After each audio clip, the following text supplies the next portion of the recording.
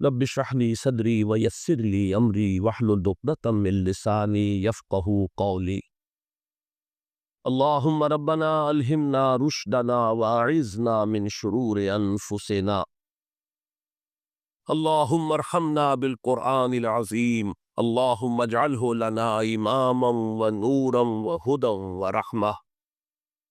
اللهم ذكرنا منه ما نسينا وعلمنا منه ما جهلنا وارزقنا تلاوته آناء الليل وآناء النهار واجعله لنا حجة يا رب العالمین آمین۔ استخارہ ایک بہت اچھا کام ہے۔ وہ کیا ہے؟ استخارے کے معنی ہے خیر طلب کرنا، اور اس کی ایک دعا ہے جو اللہ تعالیٰ نے، اللہ کے رسول نے سکھائی ہے صحابہ کو، اور صحابہ یہ کہتے ہیں کہ ہمیں اس طرح یہ دعا اللہ کے رسول نے سکھائی جیسے قرآن سکھایا، یعنی اتنی اہمیت کے ساتھ۔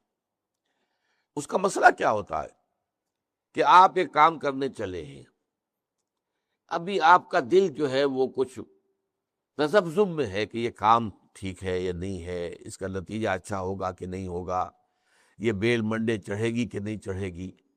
تو اس جو آپ کا جو اندر کا جو تذبذب ہے، اس کو ختم کرنے کے لیے دعا کی جاتی ہے کہ اے اللہ، میں تیرے علم سے خیر چاہتا ہوں، اللہم انی استخیرک بعلمک واستقدرک بقدرتک، اور جو تیری قدرت ہے اسی سے میں چاہتا ہوں کہ مجھے بھی قدرت کچھ حاصل ہو جائے فیصلہ کرنے کی۔ تو اس کے بعد فرماتے ہیں فإنک تعلم ولا اعلم، تو جانتا ہے میں نہیں جانتا، وتقدر ولا اقدر، اور تجھے قدرت حاصل ہے مجھے نہیں حاصل ہے۔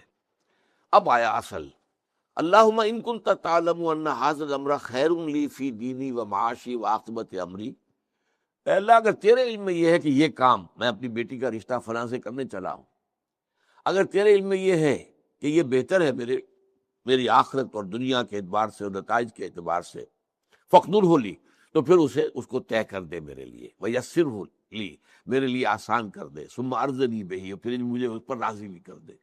وَإِن كُنتَ تَعْلَمُ، اگر تو یہ جانتا ہو، تیرے علم میں یہ ہو، ان ھذا الامر شر لی فی دینی وعاشی وعاقبۃ امری، کہ یہ کام تو میرے لیے شر ہے، اصل میں مجھے نظر تو نہیں آ رہا نا، میں تو شارٹ سائٹڈ ہوں، تو جانتا ہے کہ خیر ہے یا شر ہے۔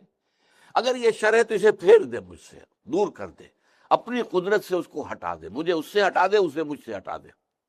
وَاقْدُرْ لِي الْخَيْرَ حَيْثُ كَانَ، اور جہاں سے بھی ہو مجھے خیر عطا فرما، ثم ارضنی بہ، اور پھر اس پر مجھے راضی بھی کر دے۔ یہ ہے دعائے استخارہ، اللہ تعالیٰ سے فیصلہ چاہنا۔ اس کے بعد اللہ تعالیٰ جو ہے انسان کے دل کو جما دیتا ہے کسی ایک رخ کے اوپر۔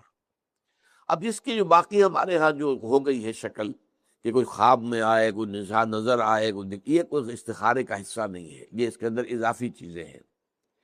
لیکن یہ ہو سکتا ہے کہ انسان رات کو جو ہے 2 نفل نماز پڑھے اور اس کے بعد یہ دعا استخارہ کر کے سو جائے، ہو سکتا ہے کہ کوئی خواب کے اندر اسے کوئی اشارہ مل جائے، امکان ہے اس کا۔